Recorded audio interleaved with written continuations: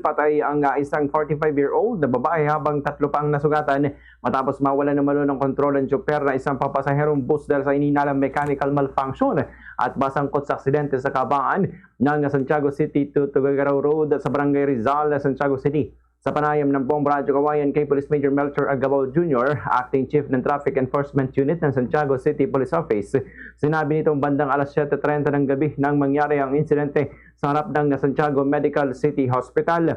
Batay sa investigasyon, patungong city proper ang pampasaherong bus na minamaneho ng isang 42-year-old na residente ng Peña Blanca, Cagayan na makasalubong nito ang isang Toyota Hilux pickup na minamaneho naman ng isang 51-year-old na miyembro ng Philippine National Police na nakatalaga sa Santiago City Police Office at residente ng Tuguegarao City. Kasabay nito kasalukuyan tumatawid sa pedestrian lane ng isang 45-year-old na babae kasamang kanyang isang taong gulang na anak na kapwa residente ng Alfonso Lista, Ifugao. Ayon kay Police Major Agabao, pagdating ng bus sa lugar ng insidente ay nakaranas sumunod ang problema at nawalan ng kontrol ang tsuper bago bumangga sa pader ng ospital. Dahil sa lakas ng impact, umikot pa ang bus at nahagip ang kasalubong na pickup.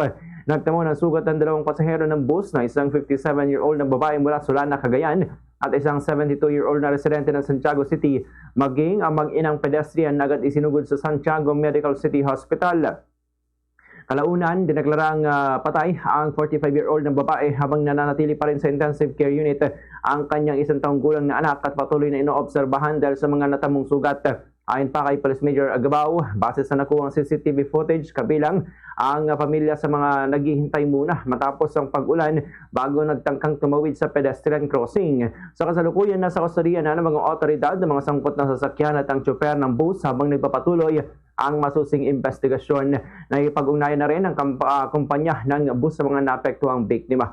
Nagpaalala naman ang pulisya sa mga tsuper at operator na tiyaking nasa maayos na kondisyon ang kanilang mga sasakyan at maging mas maingat sa pagmamaneho lalo na kapag maulan upang maiwasan ang kahalintulad na insidente. Ganitong bahagi ng pahayag ni Police Major Melchor Agabao Jr.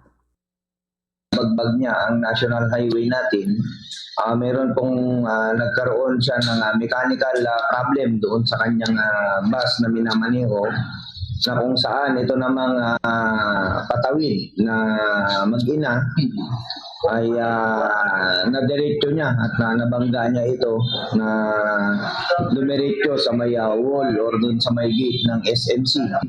Na on the process pa ng bumangga, nag-slide pa yung sasakyan, partially medyo clockwise na umikot dun sa kabilang lane na may parating naman ngayon na isang pick-up at nasagi yung bandang kaliwang bahagi ng sasakyan na kung saan malaki ang damage ng sasakyan.